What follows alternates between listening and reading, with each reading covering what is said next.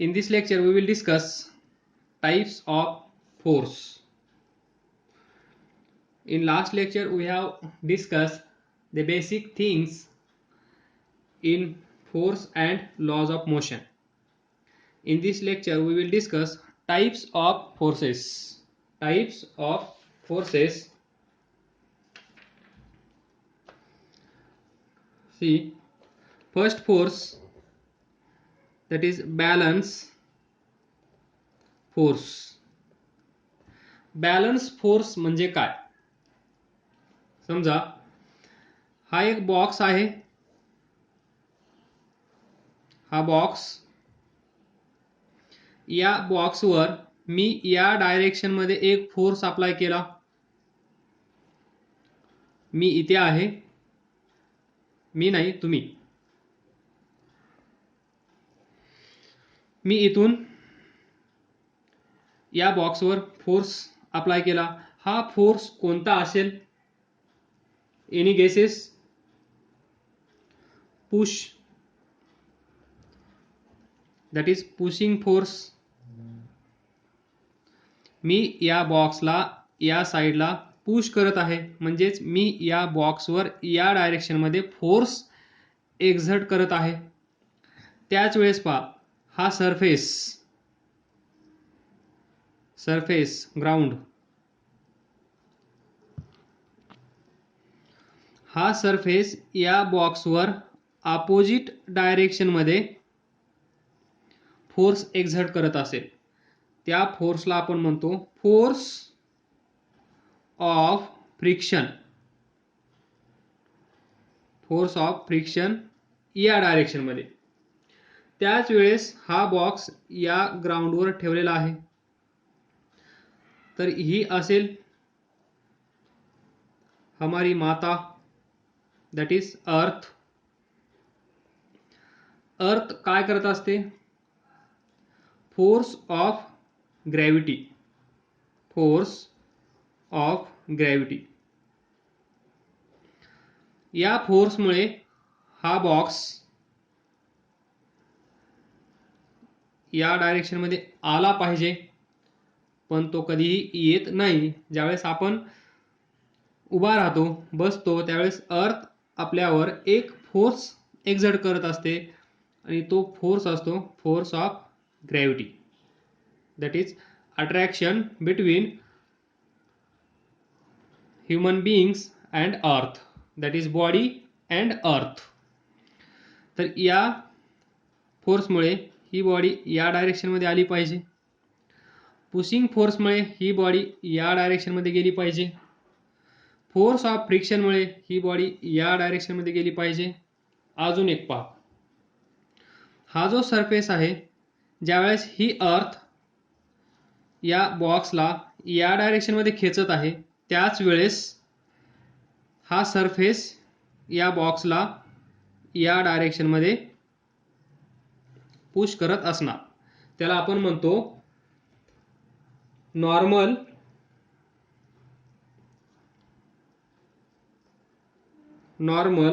और force of reaction. Force of reaction. Reaction म्हणजे हा बॉक्स, या बॉक्सचं जेवढं वेट असेल 10 kg किंवा 10 न्यूटन, तर तेवढाच फोर्स हा सरफेस समजा हा बॉक्स टेबलवर ठेवला आहे. This is table surface. तर हा टेबल सरफेस काय करेल? या बॉक्सला या डायरेक्शन मध्ये पुश करण्याचा प्रयत्न करेल, कारण अर्थ त्याला या डायरेक्शन मध्ये खेचत आहे. Equal and opposite force. जेवढा फोर्स ही अर्थ या बॉक्सवर अप्लाय करेल, तेवढाच फोर्स ऑफ सेम मॅग्निट्यूड या डायरेक्शन मध्ये एक फोर्स असेल, त्याला आपण म्हणतो नॉर्मल रिएक्शन और फोर्स ऑफ रिएक्शन. और तर पहा, या सिच्युएशन मध्ये या बॉक्सवर हे फोर्स ऍक्ट होत आहेत. पहिला आहे पुशिंग फोर्स. दुसरा आहे force due to gravity. Force due to gravity. तिसरा आहे फोर्स ड्यू टू फ्रिक्शन. हा बॉक्स, या बॉक्सचा हा सरफेस आणि हा सरफेस दॅट इज ग्राउंड, इथे आपण कन्सिडर केलं टेबल सरफेस, यांच्यामध्ये काहीतरी फ्रिक्शन होत असेल. फ्रिक्शन. हा हात आहे, याच्यावर आपला हात असा घासण्याचा प्रयत्न करा. या दोन हातामध्ये काय होत आहे? फ्रिक्शन. असा फोर्स इथे क्रिएट होत असेल त्या फ्रिक्शनमुळे. Number 4, this normal reaction or force due to reaction. Force due to reaction, that is reaction force. Force due to friction, that is force of friction. Force due to gravity म्हणजेच force of gravity. and this pushing force जे आपण या बॉक्सवर apply करत आहोत तो. तर पहा, what is balance force. Define करूया. What is balance force. If the resultant force acting on body is 0. The resultant force acting on body is 0. म्हणजे what is a resultant force. हा इकडे पुश करत आहे, फ्रिक्शनल फोर्स इकडे push करत आहे, force of gravity इकडे खेचत आहे, तर हा टेबल सरफेस याला इकडे खेचत आहे, म्हणजे वर पुश करत आहे. तर resultant force acting on body is 0. म्हणजे हे चार फोर्स या बॉक्सवर ऍक्ट होत आहेत, एक्झर्ट होत आहेत. तर फायनली रिझल्टंट म्हणजे sum of all these forces in horizontal direction and in vertical direction. तर पहा, व्हर्टिकल डायरेक्शन मध्ये तर ही बॉडी म्हणजे बॉक्स मूव्ह होणारच नाही, कारण दिस नॉर्मल रिॲक्शन आपण काय सांगितलं मगाशी, has equal magnitude but it is in opposite direction. म्हणजे जेवढा फोर्स ही अर्थ या बॉक्सवर अप्लाय करेल डाऊनवर्ड डायरेक्शनमध्ये, समजा 10 न्यूटन फोर्स ॲड केला या अर्थने या बॉक्सवर, तर हा सरफेस या बॉक्सवर अपोजिट डायरेक्शनमध्ये 10 न्यूटन एवढाच फोर्स एक्झर्ट करत असतो. म्हणजेच finally we can say that this normal reaction or force of reaction or this force of gravity or force due to gravity is balanced by this force. हा 10 आहे, हा पण 10 आहे, म्हणजे एक इकडे खेचत आहे बाय 10 न्यूटन, एक इकडे खेचत आहे बाय 10 न्यूटन. तर resultant force on this body is 0. याचा अर्थ काय असेल, या साईडला तेवढंच खेचलं जात आहे, या साईडला तेवढंच खेचलं जात आहे, तर ही बॉडी इकडे पण जाणार नाही, ही बॉडी इकडे पण जाणार नाही. या कंडिशनला आपण म्हणतो, किंवा याचाच अर्थ असतो net resultant force on this body in vertical direction is 0. Resultant force, what is resultant force in vertical direction काय असेल. फॉर एक्झाम्पल आपण 10 घेतला आहे, या बॉक्सचं हे डिपेंड करेल याचं मास किती आहे. तर पहा, resultant force in vertical direction is 0 because these two forces are balanced by each other. Normal reaction or force of reaction is balanced by this force of gravity, or this force is balanced by this because both has same magnitude.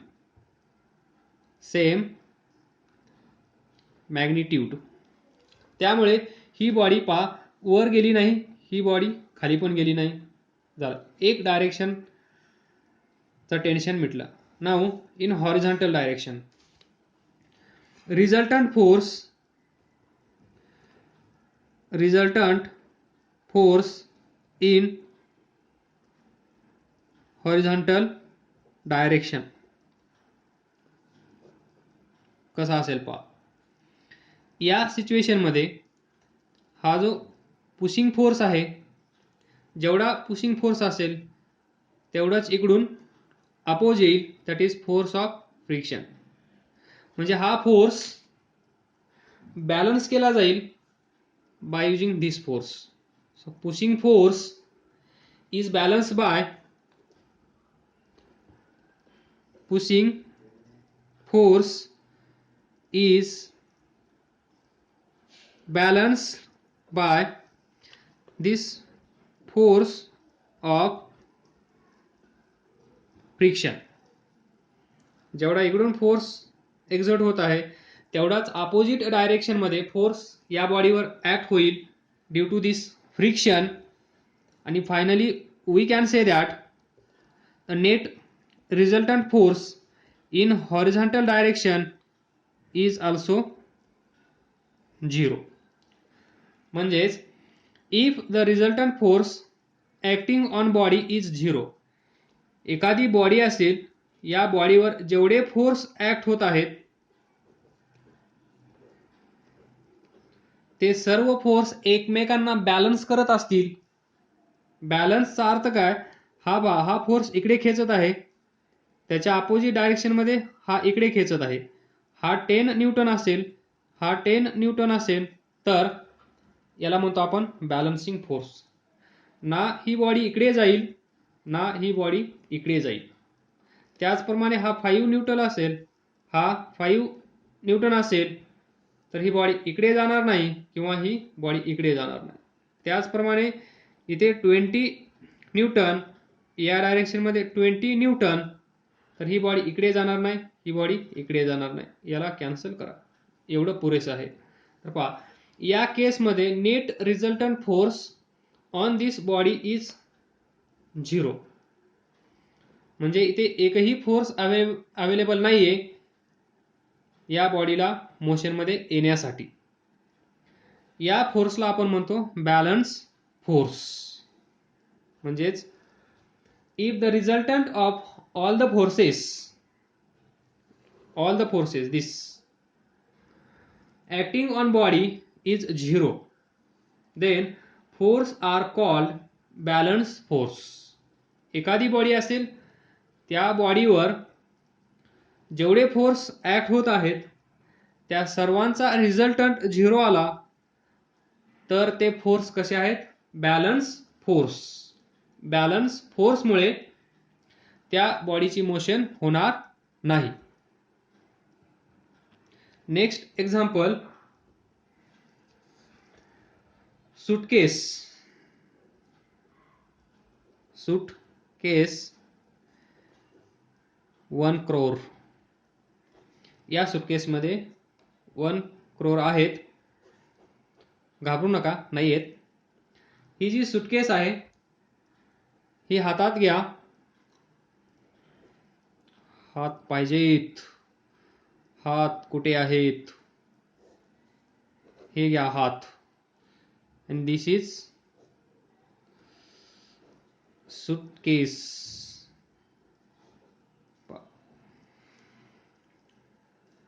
1 crore. तर पहा, ही suitcase काही अंतरावर आहे. This is ground. at some height from the ground. This is height. तर इथे पहा, the resultant force acting on suitcase is 0. It does not change its position. ज्यावेळेस या सुटकेसवर net resultant force F net is equal to 0. Net resultant force acting on this suitcase is 0, then it does not change its position. Does not change its position. या बॉक्सनी इथे position change केली का? नाही. does not change position. This is balance force. Suitcase does not change its position. This is balance force. Then next example, हे तुम्ही आहात.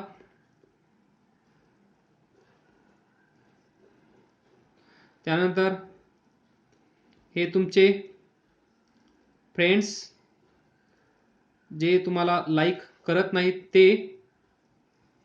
आणि there is tug of war.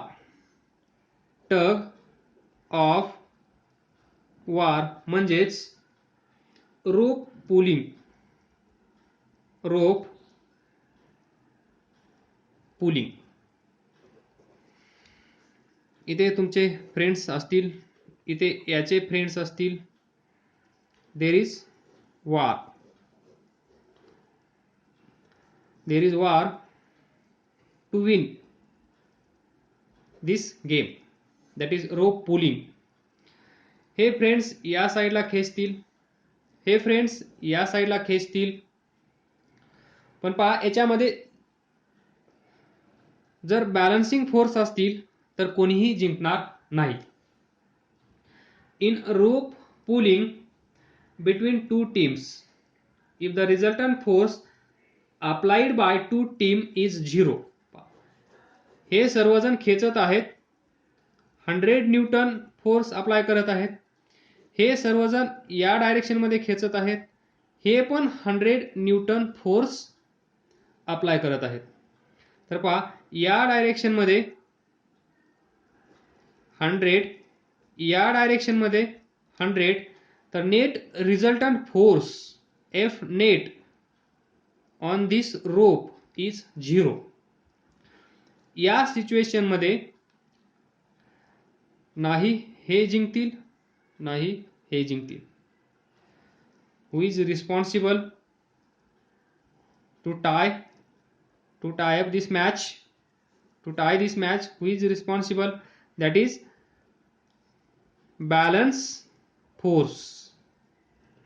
जोपर्यंत कुठली तरी साइड डॉमिनेट करणार नाही दुसऱ्या साइडवर, अपोजिट पार्टीवर, तोपर्यंत यापैकी कोणीही जिंकणार नाही. म्हणजे हे कोणीही जिंकत नाही, त्याचं कारण असेल बॅलन्स फोर्स.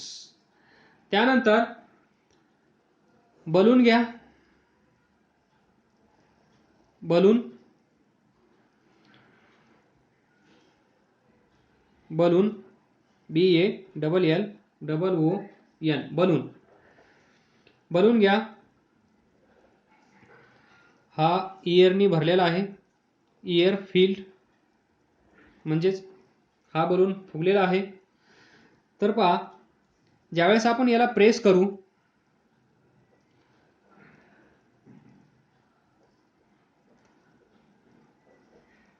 दोन्ही साइडनी प्रेस करू, फुगा घ्या, फुगवा आणि दोन्ही साइडनी त्याला प्रेस करा. इन दिस वे असं प्रेस करा. प्रेस केल्यानंतर काय होतं? आपण काय करतो, या फुग्यावर equal and opposite force apply करत असतो. Equal and opposite. पहा, या इरेजरवर, हे इरेजर म्हणजेच बलून आहे असं कन्सिडर करा, मी याच्यावर फोर्स ॲक्ट करत आहे. ज्यावेळेस मी याच्यावर फोर्स ॲक्ट करत आहे त्यावेळेस पहा खूप फोर्स ॲक्ट केला आहे, पण there is no movement, position change झाली नाही. पण इथे शेप चेंज झाला आहे हे इथे दिसणार नाही, बलूनमध्ये दिसेल. कारण ज्यावेळेस बलूनला आपण दोन्ही डायरेक्शनमध्ये प्रेस करतो, दाबण्याचा प्रयत्न करतो, त्यावेळेस हे फिंगर आणि हा थंब आपण प्रेस करतो त्यावेळेस दोन्ही equal and opposite force apply करत असतात. पहा, हा थंब या डायरेक्शनमध्ये फोर्स एक्झर्ट करत आहे आणि हे फिंगर या डायरेक्शनमध्ये फोर्स एक्झर्ट करत आहे. त्यालाच आपण म्हणतो equal and opposite forces are acting exerting on that balloon. त्या बलूनवर आपण दोन्ही फिंगरचा यूज करून अपोजिट डायरेक्शनमध्ये फोर्स अप्लाय करत आहोत. त्यावेळेस काय चेंज होत आहे? शेप. इथे पोझिशन चेंज होत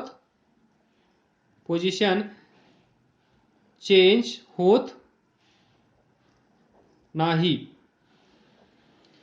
पण शेप चेंज होत आहे. That is what balance force. Next, if number of balance forces act on stationary body, this is stationary body, the body continues to remain in its stationary position. Similarly, word काय use केला आहे आपण? Balance force. Balance force आहे म्हणजे ही body इकडे जाईल का? नाही. आठवा तो बॉक्स, त्या बॉक्सवर चार फोर्स ऍक्ट होत होते तरी पण तो बॉक्स त्याच ठिकाणी होता. जोपर्यंत हा पोझिशन चेंज करणार नाही तोपर्यंत त्याच्यावर कुठल्याही जे नेट रिझल्टंट फोर्सेस आहेत ते ऍक्ट होणार नाहीत. हा पोझिशन चेंज करत नाही याचा अर्थ आहे याच्यावर नेट रिझल्टंट फोर्स 0 आहे. अपोजिट टू दिस, म्हणजे ही बॉडी स्टेशनरी असेल तर ती स्टेशनरीच राहील जर त्याच्यावर बॅलन्स फोर्स ऍक्ट होत असतील तर. देन जर ही कार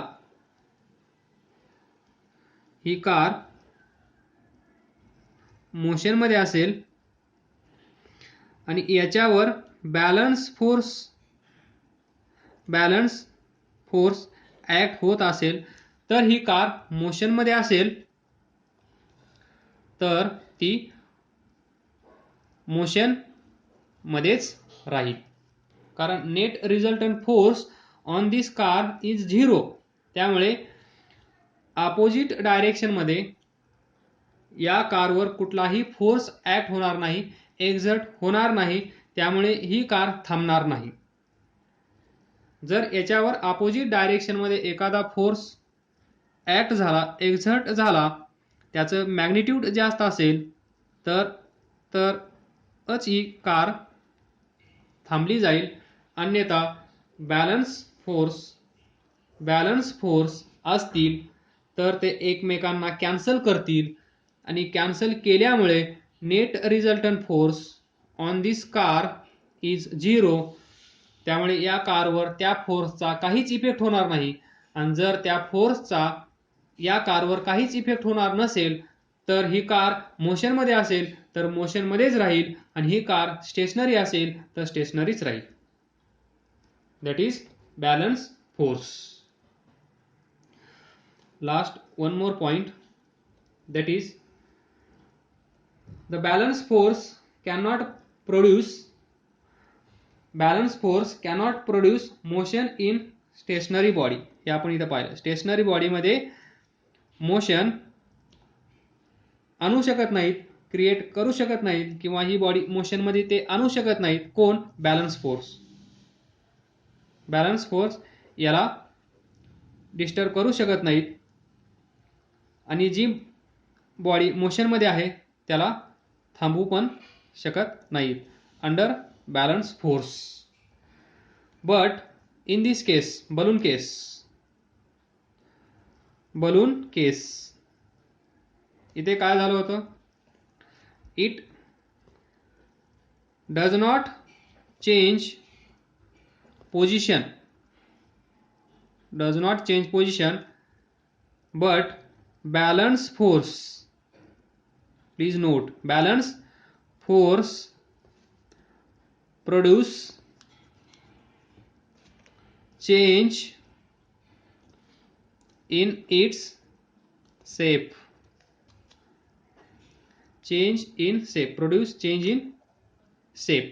शेप चेंज करू शकतो. बलून पहा, बलूनला दोन्ही डायरेक्शन मध्ये प्रेस केल्यानंतर त्याचा शेप चेंज होतो. केस म्हणजे बॅलन्स फोर्स. कन्क्लुजन काय असेल? पहिलं, बॅलन्स फोर्स ज्यावेळेस या बॉडीवर असतील त्यावेळेस जर ही बॉडी स्टेशनरी असेल तर ती स्टेशनरीच राहील. जर ही बॉडी मोशनमध्ये असेल, पहिलं झालं. दुसरं, जर ही बॉडी मोशनमध्ये असेल, या बॉडीवर बॅलन्स फोर्स ऍक्ट होत असतील, तर ही बॉडी मोशनमध्ये असेल तर मोशनमध्येच राहील. Third, this balloon case equal and opposite force apply केल्यामुळे, equal and opposite force apply केल्यामुळे त्या बॉडीमध्ये, म्हणजे त्या बॉडीची position does not change, position of body or balloon, but this balance force can change size and shape. That is conclusion of balance force.